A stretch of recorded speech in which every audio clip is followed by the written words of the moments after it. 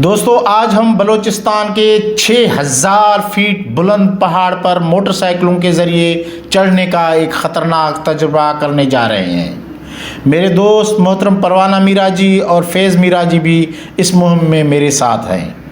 आज हम निकले हैं बलूचिस्तान के एक खूबसूरत लेकिन बुलंद तरीन पहाड़ के सैर के लिए। इस पहाड़ी इलाके को डार हियाड़ो कहते हैं। डार हियाड़ो दरअसल सिंध और बलूचिस्तान के सरहद पर वाक़ खीरथर पहाड़ी सिलसिले का एक हिस्सा है। खीरथर पहाड़ी सिलसिला 9000 स्क्वायर किलोमीटर पर फैला हुआ है, जो कि मरकज़ी बलूचिस्तान मूला दरिया से शुरू होकर कराची के हुदूद में ख़त्म होता है। खीरथर पहाड़ी सिलसिले का डार हियाड़ो पहाड़ी इलाका ज़िला खुजदार के करख तहसील में वाक़ है। ये पहाड़ सतह समुंदर से मजमूई तौर पे 6000 फीट बुलंद है। इस पहाड़ का एक दिलचस्प अजूबा एक कुत्ते की कब्र है, जो कि 6880 फीट बुलंदी पर डार हियाड़ो में एक पहाड़ी चोटी पर वाक़ है। इस कुत्ते की कब्र के बारे में बड़ी दिलचस्प कहानियाँ मौजूद हैं। रास्ता इंतहाई दुश्वार होने की वजह से बहुत कम लोग इस पहाड़ी इलाके में जाते हैं। बलूचिस्तान हुकूमत ने भी इस दूर दराज सरहदी पहाड़ी इलाके को इसकी दुश्वार रास्तों की वजह से अमली तौर पर भुला दिया है। आज हम इस पहाड़ी इलाके में जाकर आपको इस पहाड़ी इलाके के हुस्न के साथ साथ वहाँ के लोगों की ज़िंदगियों के बारे में बताएंगे। हम अपनी पुरानी CD70 मोटरसाइकिलों पर खुजदार के तहसील हेडक्वार्टर करख से निकले हैं। कुछ सफ़र तय करके हम पीरबारी में अपना पहला पड़ाव रईस अब्दुल कयूम बहलूल के ओताक पर डालते हैं। रईस हमारी अच्छी आवभगत करते हैं। हम यहाँ चाय पीकर फिर अपने सफ़र का आगाज़ करते हैं। हमें रईस अब्दुल कयूम समेत बहुत से मकामी आदमी मना करते हैं कि शाम होने वाली है और आपकी बाइक्स भी बहुत पुरानी हैं और कमज़ोर हैं। बेहतर है इन बाइक्स पर इस वक्त डार हियाड़ो जाने का इरादा तर्क कर दें। लेकिन हम अल्लाह ताला का नाम लेकर आगे निकलते हैं। थोड़ी ही मंजिल पर हमारी एक बाइक का टायर पंक्चर हो जाता है। दिलचस्प बात यह है कि हमारे पास पंक्चर लगाने का सामान भी मुकम्मल तौर पर नहीं है। सो हम वापस रईस अब्दुल कयूम बहलूल के ओताक पर आते हैं और वहाँ मोटरसाइकिल के पंक्चर को ठीक करने की कोशिश करते हैं। लेकिन पंक्चर बड़ा है और इस ट्यूब का पंक्चर लगाने का इम्कान कम है। रईस अब्दुल कयूम बहलूल हमारी ये हालत देखकर हमें अपनी मोटरसाइकिल देते हैं और हम अपनी मोटरसाइकिल यहाँ छोड़कर दोबारा सफ़र का आगाज़ करते हैं। रास्ता वाकई कठिन है।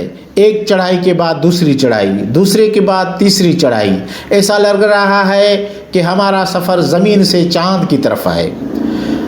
कुछ चढ़ाइयाँ अबूर करके हम थक जाते हैं और थोड़ा सा आराम करते हैं। मैं अपने दोस्त परवाना मीरा जी से पूछता हूँ कि बाकी कितनी चढ़ाइयाँ हैं। उनका जवाब मायूस कर देता है। उनका ख्याल है कि अब तो इब्तिदाए मंजिल है, आगे आगे देखिए होता है क्या। हकीकत तो ये है कि इतनी मुश्किल तो हमने इश्क में भी नहीं झेली थी। एक दफ़ा फिर हम ऊंची चढ़ाइयाँ अबूर करने लगते हैं। कुछ चढ़ाइयाँ अबूर करने के बाद हम फिर रुकते हैं। इस वक्त अपने दूसरे दोस्त फैज़ मीरा जी से मैं वही सवाल करता हूँ कि आखिर कितनी चढ़ाइयाँ बाकी हैं।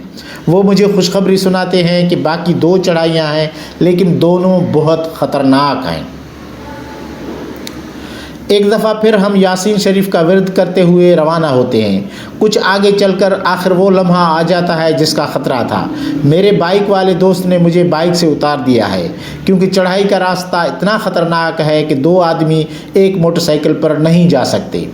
थोड़ा पैदल चलने के बाद परवाना मीरा जी को फिर मुझ पर रहम आता है और मोटरसाइकिल खड़ी करके मुझे कहता है कि आओ सवार हो जाओ। ये चढ़ाई सबसे ज़्यादा ऊँची और ख़तरनाक साबित हो रही है।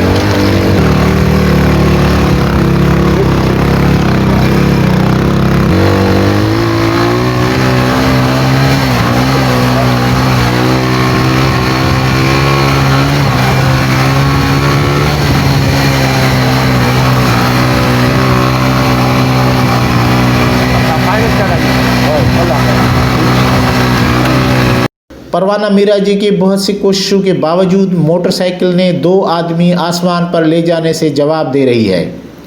और इससे पहले कि मोटरसाइकिल बगावत पर उतरे, मैंने चलती हुई मोटरसाइकिल से उतरने का फैसला किया है। लेकिन खुशी की बात यह है कि ये आखिरी चढ़ाई का आखिरी हिस्सा है, दिन ढलने वाला है। लेकिन दोस्तों, हम 6000 फुट बुलंदी पर चढ़ने में हम माशाल्लाह कामयाब हो गए हैं। सितह समंदर से 6000 फुट की बुलंदी, बलूचिस्तान की एक बुलंद तरीन पहाड़ी चोटी को हमने सर कर लिया है दोस्तों। माशाल्लाह माशाल्लाह।